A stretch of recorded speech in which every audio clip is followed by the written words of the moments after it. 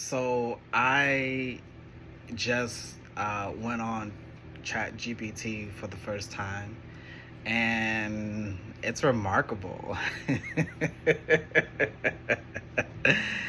I see. I went on there noticing that there have been a lot of conversation about amongst teachers, educators, professors, about their fear of it.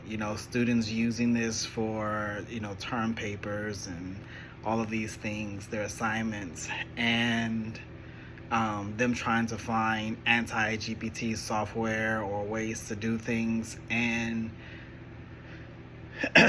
I've had an advantage with this, with my classes from a long time ago, and I think that advantage is that all of the things that we create in the classroom, in terms of projects, even assessment and such, uh, it's heart centered, right? Like they always have to do something that's theirs, that's totally from the heart, right? Even if they're trying to explain a Marxist interpretation of the current economic relations between women in Sudan.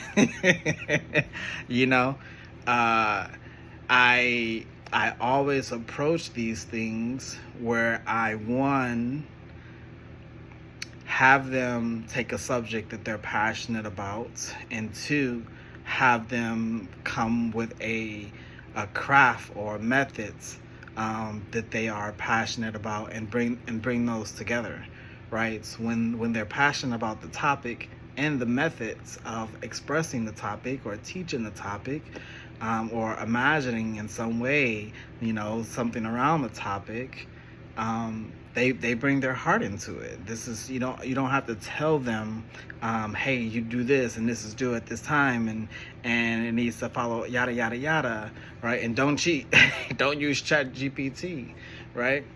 Um, I have them use what's already in their hearts, what gifts they already have, right?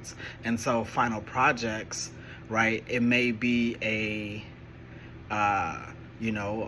topic goes, we're in the course of contemporary American society, right? And them having to do a final project here, well, I'm not going to force them or make them, do a essay, right? A student essay. Um, they're going to express whatever they want to express or teach, or show what they learned through their own means. And so some people, they bring in their guitar, they write original songs about the topic, they draw paintings, they make a series of poetry. Some created whole organizations, some created documentaries, like fully done, right? Post-production, pre-production, like clearly just beautifully laid out. Some have put some have created plays, right? And then etched those out in the book. Some created a series of nails. I had a nail technician, right? And she had this mental health line of nails, and she was talking about how clients come in and how they talk about these mental health issues, and then she talked about mental health in general and such, and then she had all these cool nails right, that had like some kind of affirmation or empowerment message or symbol on them, right? And so when you are teaching from the heart, right, and you are capturing their hearts, and you are having them express themselves with their hearts, right, something they're passionate about, right? I know we have electives and sometimes end up in classes that may not be our primary interest, right? But there's a way. They're in that class for a reason, right? There's a way to tap into their heart for them to create something, to be passionate about creating something that's directly from them, and you don't have to worry about ChatGPT or any other kind of plagiarism or anything like this, right? You open it up, right? Moving beyond this this stripped down way of teaching, right? That's in the guise of rigor, in the guise of standardized, right? In the guise of rubrics, right? Um, and and transcending these things and knowing that teaching and learning is more than a set of criteria, right? And when you allow students to take the lead and use their imagination and use their heart, you'll see that they hit every criteria that you had in the first place without even it being applied to them or given to them, right? And so, for those worried about ChatGPT and these these new AI productions, and when it comes to teaching and learning, teach from the heart and let them bring their heart into the classroom, right?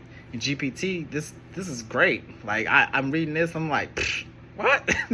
But I still know that there's no the heart isn't there, right? I can still see that this is formulated in in some computerized way, right? No matter how artistic this is, and so when you allow the students and stop treating them like they're just incompetent, right? That they need this great things will happen. Great things will happen. I had a student today present about video games, and and the rating system for video games, with violence and who can play what and the importance of it. And they did this by creating a video game. They literally created a video game to teach us about video game rating systems. It's amazing.